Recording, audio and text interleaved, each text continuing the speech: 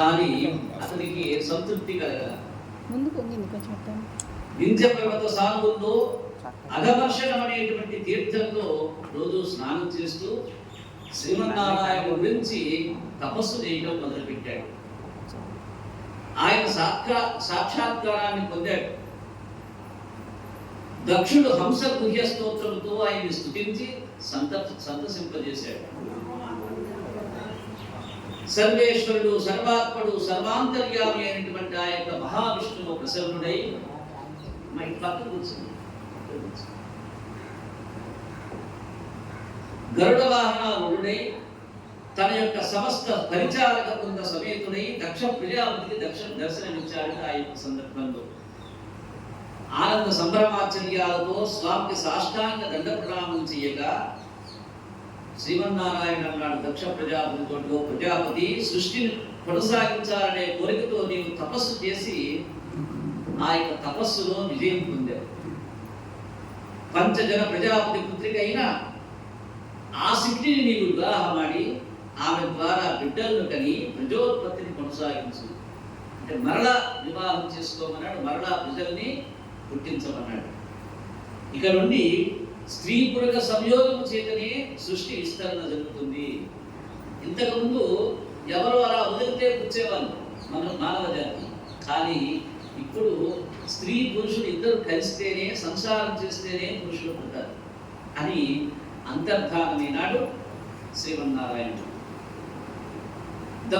దక్షుడికి అసిగ్ని యందు హర్వస్థులు అనబడేటువంటి 10,000 మంది పుత్రులు జన్మించారు.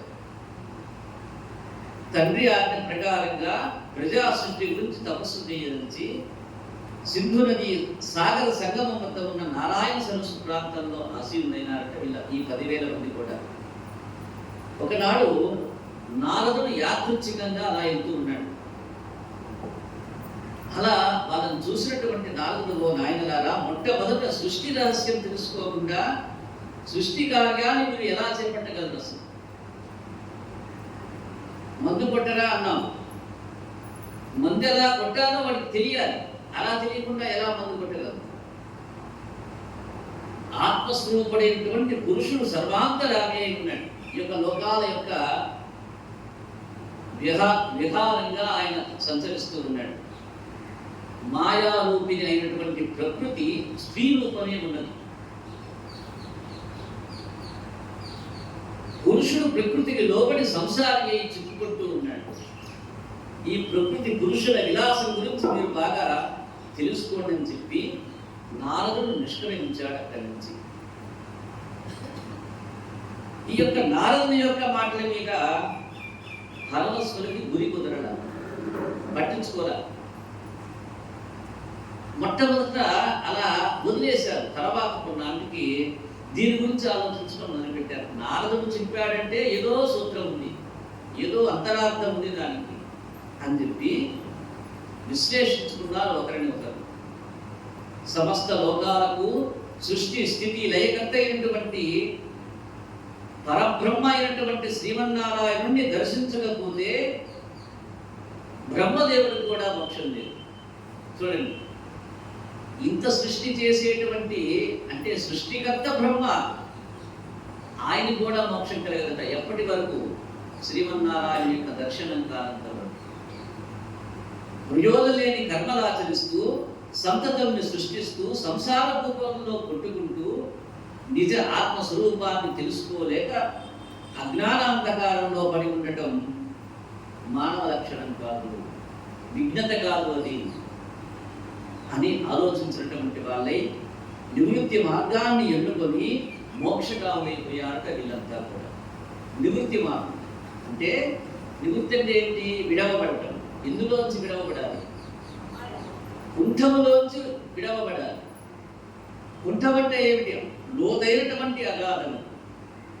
ఆ కుంఠము నుండి విడవబడితే ఎక్కడుంటాడు వాడు?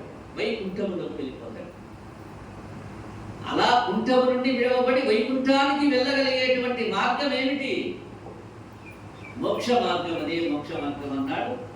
ఆ యొక్క మోక్ష మార్గాలకు వెళ్ళడానికి ప్రధాన ఆధారభూతుడు శ్రీమన్నారాయణుడై ఉన్నాడు.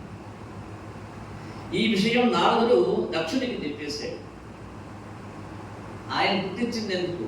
పిల్లల్ని పుట్టించండి నాయన అని చెప్పి 10,000 మందిని కంటే వీళ్ళు ఏమైనా ఇప్పుడు బ్రహ్మ మార్గంలో వెళ్తూ ఉన్నారు. బ్రహ్మదేవుడు చెప్పుకున్నట్టు బ్రహ్మదేవుడు అతన్ని ఓదార్చి మళ్ళా సంతానాన్ని పొందమన్నాడు.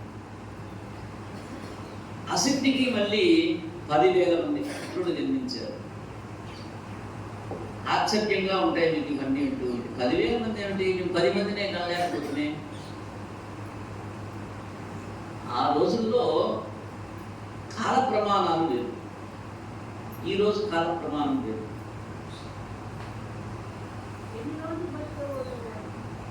అప్పుడు కొన్ని వేల సంవత్సరాలు బ్రతికేది. కృతయుగంలో లక్షల సంవత్సరాలు బ్రతికేది. త్రేతాయుగంలో వేల సంవత్సరాలు బ్రతికేది. ద్వాపరయుగంలో 100 సంవత్సరాలు బ్రతికేది. 360 సంవత్సరాలు ద్వాపర యుగం యొక్క కాల ప్రమాణం, జీవన ప్రమాణం. ఇప్పుడు 120 సంవత్సరాలు జీవన ప్రమాణం ఈ యొక్క కలియుగం. ఆ విధంగా వల్ల 10,000 మంది జన్మించారు ఈ యొక్క ప్రజాపతి. వాళ్ళు శబలాశ్వరు అనమంటారట. వాళ్ళ పేరు శబలాశ్వరు. వాళ్ళు కూడా తండ్రి ఆదేశం ప్రకారంగా సంతానాపేక్షతోటి తమ అన్నలు వెళ్ళిన నారాయణ సరస్వతికి వెళ్ళారు. తపస్సు చేయని ఆరంభించారు. మళ్ళీ నాలుగు వెళ్ళారు. వెళ్ళి నాయనలారా, మీరు కూడా మీ అన్నలలాగా జ్ఞానవంతులై ఈ యొక్క సంసార రూపంలో పడిపోకుండా మిమ్మల్ని మీరు రక్షించుకోండి, మోక్షాన్ని పొందండి అన్నాడు. అని ఉపదేశించి మళ్ళీ ఆయన ద్వారా తీసుకున్నాడు. తమ యొక్క అన్నంలాగే నివృత్తి మార్గాన్ని అవలంబించి వాళ్ళు కూడా మోక్షకాములైపోయినారు. మళ్ళా తెలుసుకున్నాడు ఈ యొక్క విషయాన్ని దక్ష ప్రజాపతి.